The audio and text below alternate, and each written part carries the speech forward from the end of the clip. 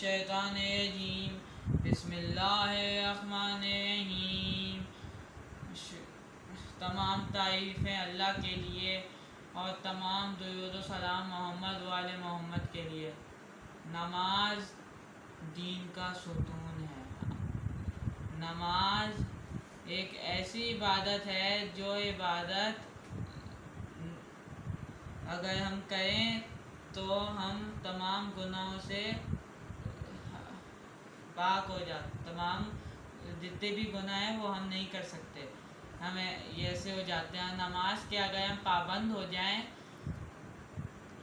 اور تمام عبادتیں نماز سمیت, تو تب جا کے ہم جنت میں وہ انسان جائے گا. اور نماز اگر انسان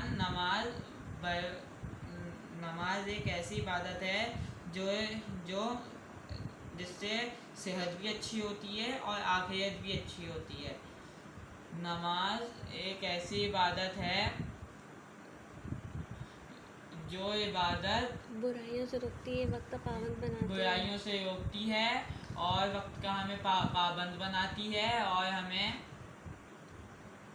اور اگر ہم 40 دن تک نماز نہ پڑھیں تو ہم لوگ دائرہ اسلام سے خارج ہو جاتے ہیں. اور 40 دن بعد دوبارہ نماز پڑھنے کے لیے کلمہ پڑھنا ضروری ہے. لوگوں نے نماز پڑھی ہوئی ہے, نماز نہیں پڑھتے تھے, 40 دن بعد پڑھنا شروع کیا, کلمہ ہی نہیں پڑھا, قبول ہی نہیں ہوئی. آخرت میں اس کا انجام بہت برا ہوتا ہے. اور جو نماز کو اہمیت نہیں دیتا, معصوم علیہ الصلوۃ والسلام فرماتے ہیں وہ ہم میں سے نہیں ہے. بہت سے نماز پہ سوال اٹھتے تھے, اٹھتے بھی ہیں. میری دعا ہے کہ سوال نہ اٹھیں ایسے. ان میں سے ایک سوال ایسا بھی ہے کہ نماز افضل یا عزاداری افضل. ہمارا تو یہ عقیدہ ہے کہ نماز بر وقت, عزاداری ہر وقت.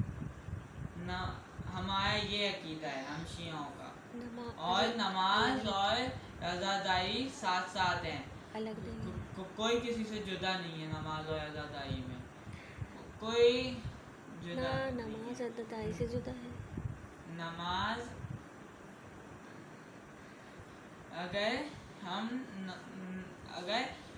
جو ماتمی ہوتے ہیں ان کا جو خون ہے, زنجیر زنی کرنے والے, ان کا خون فرشتے آ کے فرشتے ان کا خون چوم کے جناب سیدہ کو دیں گے, مگر اس کی ایک شرط ہے, نماز کا پابند ہو. اتنی ضروری ہے نماز اتنی ضروری ہے.